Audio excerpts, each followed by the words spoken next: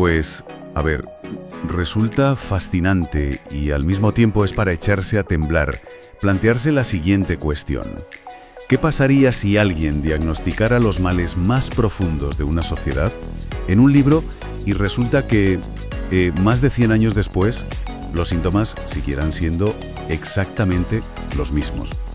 Sería una especie de milagro médico, o más bien sociológico, claro. Exacto. Pues bienvenidos a una nueva exploración detallada. En la sesión de hoy nos sumergimos de lleno en un análisis profundo que conecta las heridas del pasado con la realidad del presente.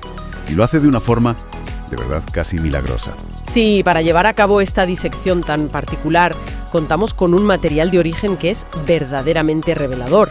O sea, se trata de un artículo escrito en octubre de 2020 por el investigador Eduardo Salinas. Ajá. El texto se titula Pueblo enfermo, 7 apuntes a la obra de Alcides Artegos. Y el objetivo principal de Salinas aquí es, digamos, tomar esa radiografía histórica, un ensayo publicado originalmente a principios del siglo XX, y comprobar punto por punto cómo esa crítica de la psicología y la estructura social resuena hoy en día con una fuerza inusitada. Totalmente. Llama poderosamente la atención que un texto, un libro tan antiguo, siga tan vigente para Salinas. Pero claro, antes de entrar en materia y desgranar esos 7 apuntes, hace falta situar un poco las piezas en el tablero, ¿no? Claro, es fundamental. Para comprender la magnitud de la obra original hay que entender el contexto. El artículo de Salinas se basa en este libro de Alcides Arguedas de 1909. Cabe preguntarse qué contexto rodeaba a este autor para escribir una obra con un título, fíjate, tan pesimista como Pueblo enfermo. Pues a ver, si conectamos esto con una perspectiva histórica un poco más amplia, es imprescindible entender que este libro no surge de una reflexión tranquila en un despacho. Para nada. Más es un ejercicio teórico. Exacto, surge del más absoluto trauma nacional. Alcides Arguedas, que además de escritor fue historiador y político en Bolivia, redacta este ensayo en un país que acaba de atravesar 2 conflictos bélicos devastadores casi seguidos. Madre mía. Por un lado tenemos la Guerra Federal, que culmina en 1899, y, casi sin respiro, la Guerra del Acre, que se prolonga hasta 1903. O sea, estamos hablando de un país literalmente convaleciente, exhausto y fracturado. Un país en estado de shock, totalmente. Y hay un elemento clave que el artículo de Salinas destaca hoy para entender ese pesimismo radical de Arguedas. Se trata de la profunda conmoción que generaron acontecimientos extremadamente crueles durante esa guerra federal, en especial las masacres de Mojosa y Ayoayo. Claro, episodios durísimos. Durísimos. En aquel entonces el clima de violencia era tan extremo y, ojo, el racismo era tan estructural que la prensa escrita de la época describía abiertamente a la población indígena como seres sin alma. ¡Qué barbaridad! Todo ese ambiente de polarización tiñó la pluma de Arguedas, claro, le llevó a trazar un retrato oscurísimo de su propia sociedad. Lo que hace el artículo de Salinas en la actualidad es examinar de forma crítica y minuciosa cuáles de esas cicatrices, lamentablemente, nunca llegaron a cerrar del todo. Y fíjate, el primer apunte clínico que Salinas rescata de la obra original va directo a la yugular. Aborda el laberinto de la identidad. El artículo recoge una cita directa de Arguedas escrita en 1909 que es... Es muy contundente, sí. Es durísima. Dice, cito textualmente, que el cholo, en cuanto sale de su medio, ya es señor y por lo tanto pertenece a la raza blanca. Es una frase que hoy en día, claro, choca muchísimo. Totalmente. Según el análisis de la fuente, ¿qué trasfondo sociológico encuentra Salinas detrás de esta especie de negación de las propias raíces? Pues para desgranar esa frase concreta, Salinas introduce en su artículo un concepto académico que es fascinante. Habla de la colonialidad del ser. Colonialidad del ser. Vale. Eso es. Para explicarlo de una forma un poco más sencilla para la audiencia, cabe imaginar una especie de sistema operativo mental. Un software que se instaló durante la época de la colonia y que siglos después nadie se ha molestado en desinstalar. Me gusta esa analogía. Este pensamiento hegemónico provoca que a nivel subconsciente y también social se anhelen y se premien constantemente las raíces consideradas blancas o europeas, mientras que por otro lado se anulan, se esconden o incluso se penalizan las raíces originarias. Es como vivir en una especie de teatro constante, ¿no? Un intento perpetuo de aparentar lo que no se es simplemente para poder encajar en un molde impuesto. Leyendo este análisis detallado da la sensación de que en cuestiones de identidad, Salinas diagnostica una sociedad que sigue exhausta por esta lucha interna. Exacto. Una negación que directamente impide la construcción de una identidad colectiva sana. Y claro, esa fractura identitaria enlaza de manera muy directa con el segundo apunte de Salinas. Un apunte que profundiza en el odio histórico y la traición. Ajá. Arguedas, en su texto original, describía la existencia de un odio inextinguible contra las élites blancas. Argumentaba que ese rencor nacía de la inmensa crueldad que éstas habían ejercido a lo largo del tiempo. Al analizar este punto, Salinas subraya que este sentimiento no surge del vacío, claro. Lógico. Es la expresión natural de anhelos frustrados y de promesas históricas que fueron literalmente pisoteadas. El artículo ilustra esta idea de la traición mencionando un evento histórico muy concreto que me parece fascinante. Un pacto militar de finales de 1898. Menciona a un líder indígena llamado Zárate Huilca y al general José Manuel Pando. Sí. ¿Qué ocurrió exactamente en ese acuerdo para que el texto lo considere el origen de una herida tan profunda en el tejido social?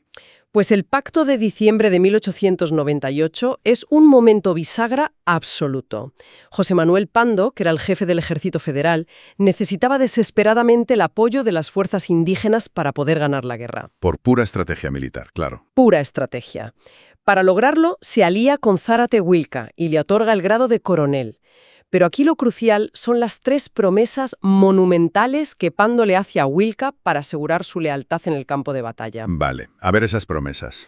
La primera promesa era abolir el terrible sistema del colonato, que básicamente mantenía a los indígenas en unas condiciones de semiesclavitud. Tela.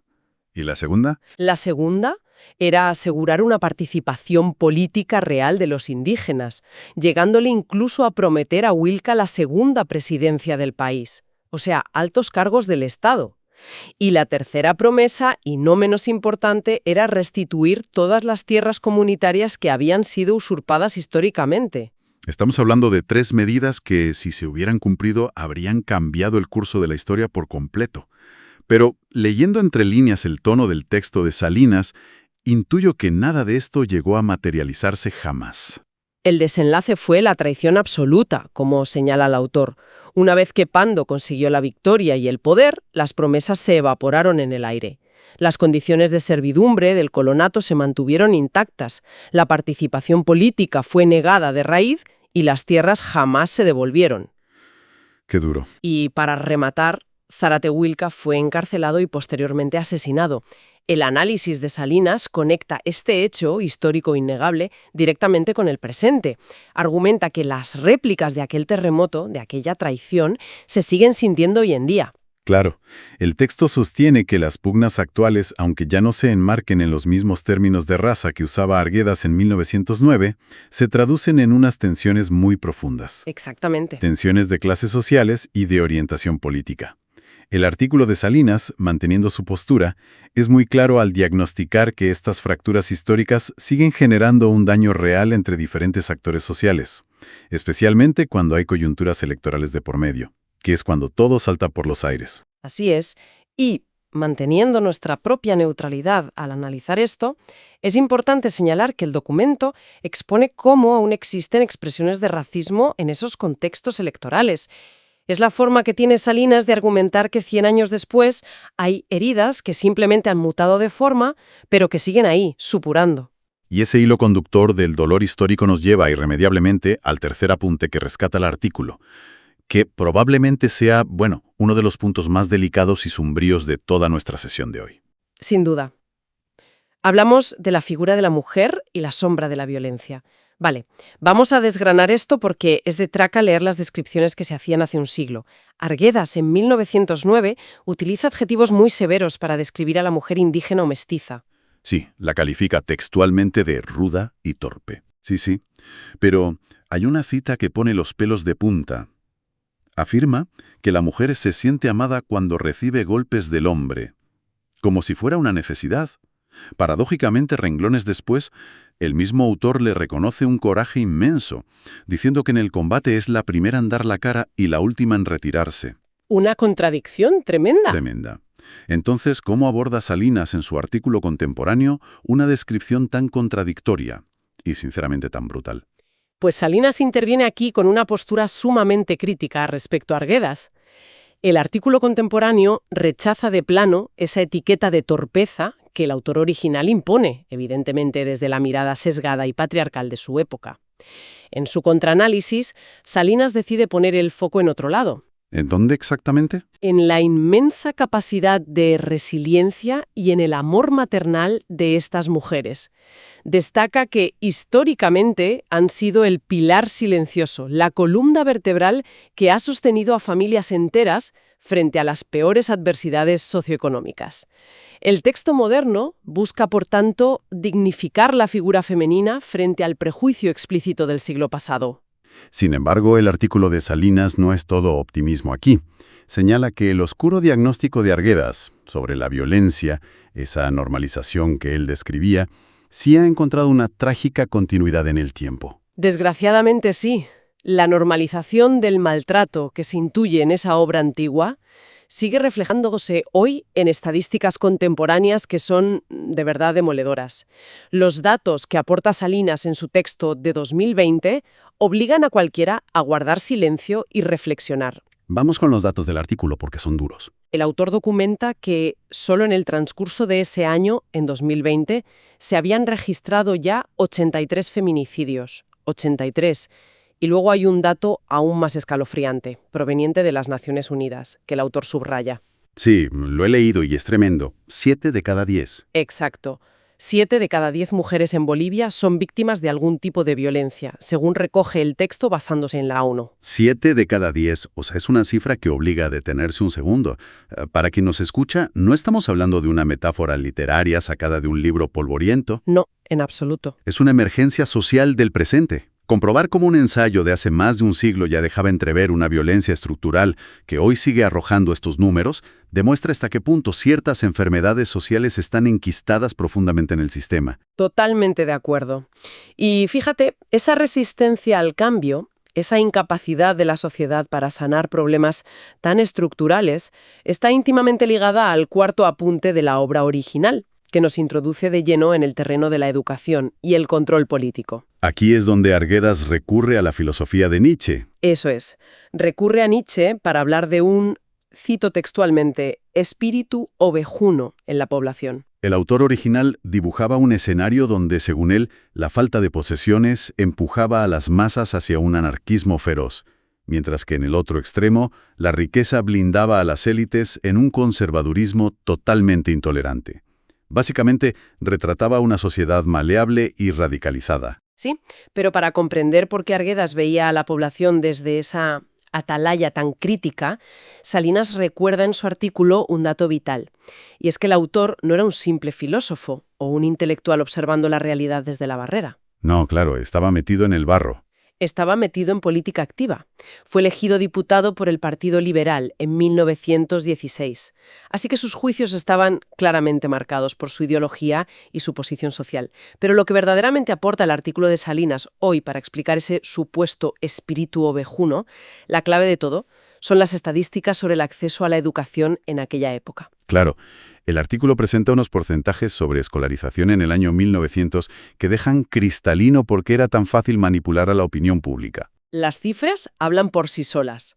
El texto nos sitúa a principios del siglo XX.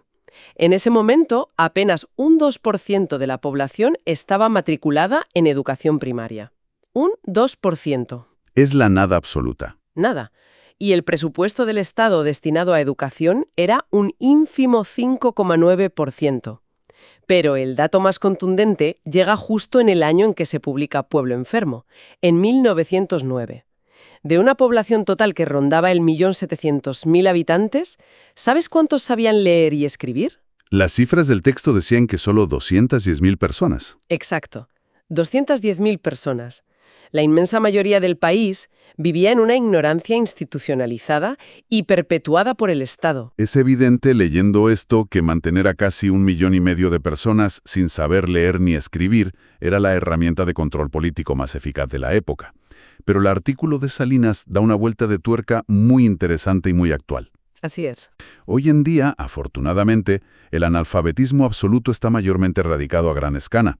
Sin embargo, el autor diagnostica un nuevo síntoma contemporáneo. habla del analfabetismo funcional. Sí, un concepto clave hoy. ¿A qué se refiere Salinas exactamente con esto en el contexto actual? Salinas argumenta que este analfabetismo funcional es el equivalente moderno de aquella falta de educación formal. O sea, es tener las llaves de una inmensa biblioteca, saber juntar las letras, pero carecer de la comprensión lectora y sobre todo del pensamiento crítico necesarios para entender el significado profundo de lo que se lee. Entiendo. El texto advierte que, hoy, aunque la mayoría de la gente sepa leer, existe una profunda incapacidad para descifrar fenómenos políticos y económicos que son complejos. Y es precisamente esta carencia la que sigue nublando el juicio y lo que genera que, más de 100 años después, se sigan produciendo adhesiones políticas ciegas y fanatismos. Tela marinera. O sea, es la misma manipulación pero vestida con un traje nuevo. Exacto. Lo cual nos lleva de cabeza al quinto apunte analizado en la fuente de hoy. Hablamos de la corrupción institucionalizada.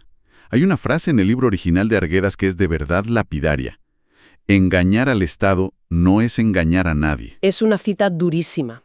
Que esta concepción del dinero público y del Estado estuviera ya tan arraigada hace un siglo es descorazonador para cualquiera que nos escuche. Es que esa cita refleja una ausencia total de sentido de pertenencia hacia lo que es de todos, hacia lo público. Y para ilustrar la magnitud de esta desconexión moral, Salinas detalla una anécdota política histórica muy concreta en su artículo. Sí, una anécdota sobre el Partido Liberal. Eso es. Relata cómo la corrupción se volvió tan sistémica, tan absolutamente generalizada dentro de la administración del Partido Liberal de la época, que terminó dinamitando la propia formación política desde dentro. Implotó. Literalmente. El escándalo y la descomposición interna provocaron una fractura enorme, de la cual nacería un nuevo grupo político, el Partido Republicano, una escisión que fue impulsada por figuras históricas de la época como José María Escalier, Daniel Salamanca y Bautista Saavedra. Llama mucho la atención cómo la corrupción no se presenta solo como un problema ético aislado de unos pocos individuos, ¿verdad? No. Se presenta como una fuerza destructiva estructural capaz de reconfigurar todo el mapa político de una nación. Y el análisis que hace Salinas sobre este quinto punto en la actualidad es tajante. Él sostiene que esta premisa de que saquear al Estado es una especie de delito menor, sin víctimas reales, sigue siendo un mal endémico contemporáneo. Sin lugar a dudas. Salinas lo describe como una enfermedad transversal, un mal que afecta sistemáticamente a las administraciones del presente, y esto es clave destacarlo, independientemente del gobierno de turno. Una debilidad estructural que parece no tener cura a corto plazo. Y bueno, si hablamos de estructuras de poder que se mantienen casi intactas en el tiempo, el sexto apunte que rescata el artículo entra en un terreno que a la audiencia le va a resultar sumamente familiar hoy en día. Ah, sí, el papel de los medios de comunicación. Y los espejismos mediáticos, exacto. Este paralelismo que hace Salinas es fascinante. Arguedas describía la prensa de 1909 como periódicos raquíticos, de apenas 4 páginas, y decía que la mitad del espacio estaba devorado por anuncios comerciales. ¿Y el resto de la página? El resto se dedicaba exclusivamente a 2 cosas, o a ensalzar al gobierno de turno hasta llegar al absurdo, o a insultarlo con una ferocidad desmedida. Incluso, el texto original menciona un detalle muy curioso, que algunos periodistas usaban frases en latín sin venir a cuento, solo para sonar rimbombantes y darse ínfulas de intelectuales. Es una imagen muy gráfica. Y lo verdaderamente fascinante aquí es la comparativa que plantea Salinas con nuestra era actual. Evidentemente, el formato ha cambiado por completo. Ya no estamos hablando de 4 hojas de papel mal impresas. Claro, ahora hay redes sociales. Hemos pasado a un ecosistema inabarcable de portales digitales, tweets, redes sociales. Pero el artículo subraya que la dinámica tóxica de fondo es exactamente idéntica. Sí. El análisis contemporáneo expone cómo hoy en día seguimos siendo testigos de insultos, acusaciones banales vertidas sin pruebas por ministros o autoridades públicas, la proliferación constante de noticias falsas. Las famosas fake news. Eso es. Y por supuesto la publicación de encuestas manipuladas con el único fin de alterar coyunturas electorales. Todo sigue ahí. Y para darle un soporte académico a esta crítica mediática, el artículo de Salinas introduce un concepto de la filosofía.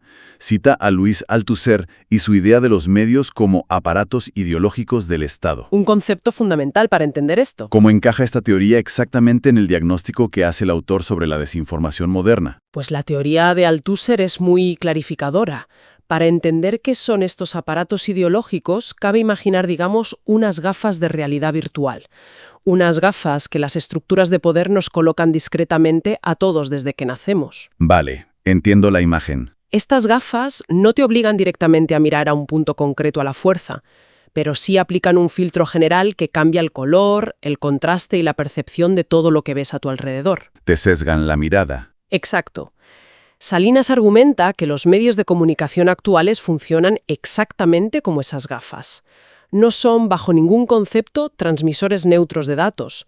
Son maquinarias complejas diseñadas expresamente para reproducir y mantener ciertas hegemonías, ya sean políticas o económicas. El texto, de hecho, remarca una crítica durísima en este sentido. Recuerda que la comunicación clásica se supone que tiene 4 pilares fundamentales: informar, orientar, educar y entretener. Según el autor de nuestro análisis, hoy esa balanza está completamente rota. Está destrozada, según Salinas. El diagnóstico que hace es que la información y la orientación se hacen puramente desde el sesgo y desde el interés particular. Ya. El entretenimiento, por su parte, se ha convertido a menudo en contenido chatarra, contenido diseñado específicamente para, y uso la palabra del texto, embobar a la audiencia y mantenerla permanentemente distraída. ¿Y el cuarto pilar? El de la educación, que sería el cuarto, simplemente ha sido arrojado por la borda, está descuidado e ignorado por completo por estos aparatos ideológicos. Es una maquinaria de distracción perfecta que, en el fondo, alimenta el fanatismo del que hablábamos antes. Y claro, toda esta polarización mediática y social acaba reflejándose, como no podía ser de otra manera, en las propias instituciones del Estado. Inevitablemente. Y esto nos lleva directamente al séptimo y último apunte del artículo de Salinas: la parálisis parlamentaria y la incapacidad absoluta para el consenso. Arguedas, en su época, ya retrataba un parlamento dividido tajantemente en 2 trincheras irreconciliables. Blanco-negro. Los que atacan al gobierno incondicionalmente por sistema y los que lo apoyan ciegamente. Cero consenso, sin importar la lógica o el bien común. Y para evidenciar lo destructiva que resulta esta inestabilidad endémica, Salinas incluye en su análisis 2 ejemplos históricos concretos que resultan verdaderamente desgarradores. Cuéntanos el primero. El primer escenario nos traslada a la Guerra del Pacífico. El texto contrasta de manera brillante cómo, mientras Bolivia se enfrentaba a un conflicto bélico internacional que amenazaba su propia existencia, internamente los políticos estaban a otra cosa. Se dedicaban a protagonizar golpes de Estado sucesivos. ¡Qué barbaridad! O sea, el país en guerra y ellos dándose golpes de Estado. Exacto. Y Salinas destaca el contraste con su rival en la guerra, Chile. Mientras pasaba esto en Bolivia, Chile era capaz de celebrar elecciones generales de forma tranquila y ordenada, manteniendo su institucionalidad completamente intacta en plena guerra. Es de una ceguera política aterradora. Imaginar a un país saboteándose a sí mismo desde dentro, mientras el adversario avanza militarmente por la frontera, ilustra a la perfección el peligro enorme de anteponer las disputas partidistas al bienestar del Estado. Desde luego. Entiendo que el segundo ejemplo histórico que da Salinas en el texto sigue exactamente la misma línea, ¿verdad? Lamentablemente sí, es un calco. Este segundo episodio ocurre décadas después, durante la cruenta Guerra del Chaco. De nuevo, frente a una campaña militar exterior devastadora, el país sufre la caída de su presidente, Daniel Salamanca. En medio de la guerra otra vez. En medio de la guerra. Estallan luchas encarnizadas por el mando militar y político. Y Salinas subraya de nuevo cómo esta división interna contrastaba violentamente con la férrea unidad que mostraba su adversario en este nuevo conflicto, que era Paraguay. Claro, el mensaje que extrae el artículo contemporáneo de estos 2 desastres históricos es una advertencia clarísima para el presente. Salinas plantea que esta nefasta costumbre de priorizar el interés de partido por encima del bien general no es historia antigua. No, es la realidad de hoy. Sigue observándose y dominando el panorama político contemporáneo. El texto sugiere que las sociedades siguen atrapadas en un sistema que prefiere fomentar divisiones basadas en el odio antes que sentarse a buscar consensos maduros. Y llegados a este punto de la sesión, si hacemos una síntesis general de esta exploración detallada, creo que la conclusión es innegable para quien nos escucha. Adelante con la síntesis. Los 7 apuntes que Arguedas escribió allá por 1909 tenían, por supuesto, los sesgos obvios de su época y de su clase social. Eso Salinas no lo niega. Sin embargo, el análisis a fondo que hace el artículo en 2020 demuestra algo vital. ¿El qué? Que al limpiar ese texto antiguo de sus prejuicios decimonónicos, lo que queda debajo es una radiografía estructural que sigue resultando extremadamente incómoda hoy. Sí, es comprobar punto por punto que las dolencias principales que afectaban a la sociedad hace más de un siglo no han terminado de sanar. O sea, repasando los apuntes, seguimos arrastrando problemas de identidad, violencia sistémica contra la mujer, falta de pensamiento crítico ante los medios y una política que es literalmente devorada por el partidismo. Efectivamente, ese es el resumen. Pero, y esto es crucial, el gran valor del artículo de Eduardo Salinas no es ni mucho menos regodearse en el pesimismo o en la fatalidad. No busca eso en absoluto. No es un texto derrotista. Al contrario, rescatar esta obra y hacer este análisis tiene un propósito profundamente constructivo para el autor. Salinas argumenta que una sociedad no puede curar sus enfermedades si primero no tiene el valor de mirarse al espejo y reconocer sus síntomas en voz alta. Claro, el diagnóstico es el primer paso para la cura. Eso es, el autoconocimiento descarnado, comprender realmente de dónde vienen nuestros complejos históricos, nuestras violencias y nuestras divisiones, es el único punto de partida válido para que una sociedad empiece a sanar de verdad. Y ahí reside la brillantez de asomarse a este tipo de análisis profundos. Para cualquier persona de la audiencia, sin importar su lugar de origen o donde resida, entender estos vaivenes cíclicos de la historia es fundamental. Nos afecta a todos. Ver cómo los mismos errores, las mismas envidias y las mismas manipulaciones se repiten una y otra vez, simplemente disfrazados con la tecnología de cada época, actúa como una verdadera vacuna contra el fanatismo. Una vacuna muy necesaria. Nos otorga la perspectiva necesaria para exigir una mayor madurez social, política y mediática. Totalmente. Porque el pasado siempre ofrece las claves para desentrañar los laberintos del presente. Como bien señala el artículo de Salinas, a través de la obra de Arguedas, las instituciones pueden cambiar de logotipo y los discursos políticos pueden modernizarse. Pero las debilidades de la condición humana y los mecanismos del poder se van a mantener inalterables si la sociedad no ejerce un espíritu crítico constante. Pues ha sido una sesión de hoy que deja muchísimo margen para la reflexión. Y para cerrar este análisis profundo, cabe lanzar un pensamiento provocador final para quien nos acompaña, construyendo precisamente sobre esta temática de los diagnósticos sociales que hemos tratado. A ver, esa reflexión final. Hemos analizado cómo Pueblo Enfermo retrató magistralmente las carencias de una nación a principios del siglo XX. Pero cabe preguntarse, si un sociólogo brillante se sentara hoy mismo a escribir un nuevo ensayo monumental titulado Pueblo Enfermo, pero analizando ya no un país concreto, sino nuestra sociedad digital global y su adicción a la confrontación en redes sociales. ¡Qué buen planteamiento! Una sociedad hiperconectada tecnológicamente, pero a la vez, paradójicamente, sumida en una soledad tremenda. Exactamente. Ante ese escenario hipotético, ¿cuál sería el primer gran síntoma clínico? ¿Cuál sería ese primer apunte indiscutible que el autor describiría en el capítulo inicial para retratar la enfermedad de nuestra era digital?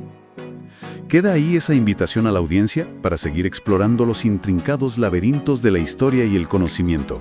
Ha sido un verdadero placer compartir esta disección. Lo mismo digo. Hasta la próxima inversión en el conocimiento.